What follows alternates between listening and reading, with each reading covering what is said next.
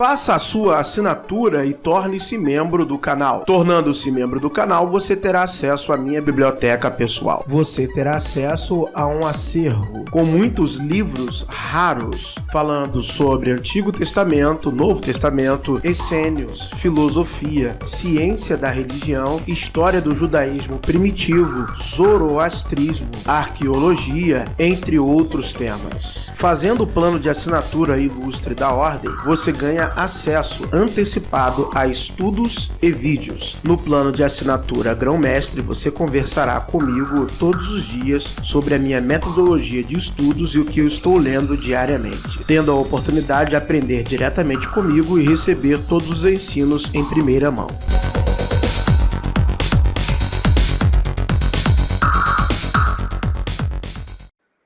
Vamos ver aqui também essa questão do lago de fogo e enxofre, né? Condenação, pecado, aqueles que não herdarão o reino de Deus. Por que não herdarão? Por causa dos pecados que cometem. Deixa eu dar um zoom aqui, olha que interessante. Vou ler o Apocalipse aqui primeiro. Olha só, Apocalipse 21:8. Olha só que interessante.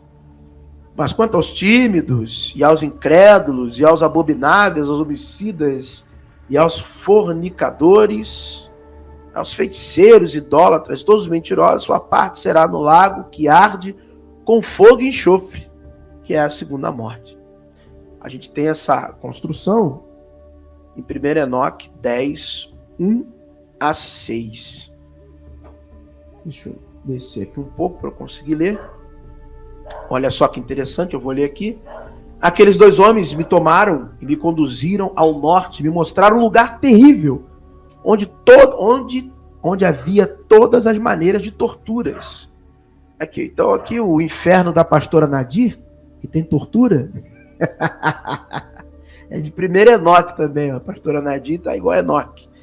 Aí vai dizer, ó, tortura, trevas, escuridão sufocantes, nenhuma luz havia lá, mas um fogo escuro constantemente ardia no alto, e havia um rio de fogo que corria, olha só, e por todo lugar havia fogo. Aí ele vai continuar descrevendo aqui, né, que havia fogo, também havia o gelo, a geada, né, o negócio lá era terrível, não era fácil. Ele vai dizer aqui no versículo 5. Este lugar, ó Enoque, é preparado para os que desonram, para os que desonram Deus. Olha só, presta atenção agora aqui. Ó, que na terra praticam o pecado contra a natureza, que corrompem a criança pela sodomia, feitiçaria demoníaca, encantamentos, e aqueles que apregoam seus feitos maldosos, roubo, mentiras, calúnias, inveja, rancor, fornicação, assassinato, e aqueles que, amaldiçoados, roubam as almas dos homens.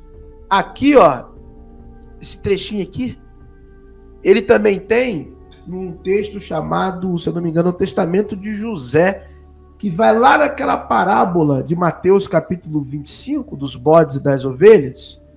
Lembra? Vendo os pobres, tiram-lhe seus bens, aqueles que, sendo capazes de satisfazer o vazio, deixam os famintos morrer à míngua, sendo capazes de vestir, despem os nus. É interessante que no testamento de José, né, que faz parte do testamento dos 12 patriarcas, tem uma similaridade gigantesca. Eu tenho até ele aqui em PDF, você teria que procurar. Testamento de José, capítulo 1, versículos 2 e 3, que vai dizer o seguinte: Estes meus irmãos me odiaram. Em contrapartida, o Senhor me amava. Eles tensionaram matar-me, mas o Deus do meu pai protegeu-me. Atiraram-me numa cisterna, mas o Altíssimo tirou-me de lá. Fui vendido como escravo. O Senhor, porém, deu-me a liberdade. Fui preso, mas amparou-me a sua mão forte. Fui castigado pela fome, mas o próprio Senhor me alimentou. Estive só, e Deus ofereceu-me consolo. Estive doente, e o Altíssimo visitou-me. Estive no cárcere, e Deus demonstrou-me sua benevolência. Fui algemado, e ele libertou-me. Fui caluniado, e ele esteve do meu lado. Fui invejado pelos meus companheiros de prisão, e ele fortaleceu-me. Então nós vemos um claríssimo paralelo de fala daquilo que está no versículo 35 especificamente, do capítulo 25 do Evangelho segundo escreveu Mateus, e as sentenças que estão colocadas no Testamento de José, capítulo 1, parte do versículo 2, e principalmente a maioria das sentenças estão no versículo 3, que é literalmente igualzinho o texto. Me viste, toda aquela construção que Jesus faz, tem aqui também, viste nu, não me dás de vestir, estive com fome, não me dás de comer, estive preso, não foste me visitar, que seria como o patriarca José falando para os seus irmãos. Claro, não foi José que escreveu nada daquilo ali, né?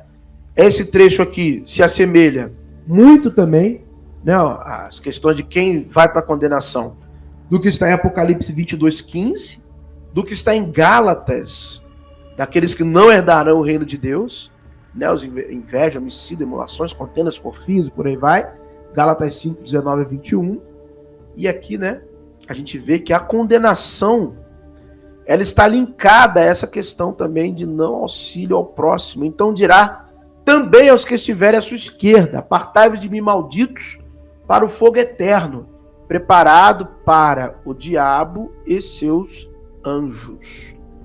Ele vai dizer: porque tive fome, não me dás de comer, e por aí vai. Versículo 46, irão estes para o tormento eterno, mas os justos para a vida eterna. Olha só que interessante.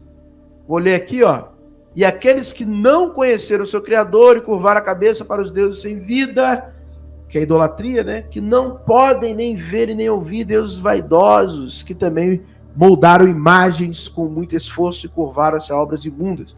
Para todos estes é preparado este lugar, em meio aos outros lugares, para a herança eterna. Então toda essa mitologia neotestamentária do mundo vindouro, ela tem muita assimilação. O Novo Testamento assimilou muito das tradições enoquianas, tradição de primeiro Enoque.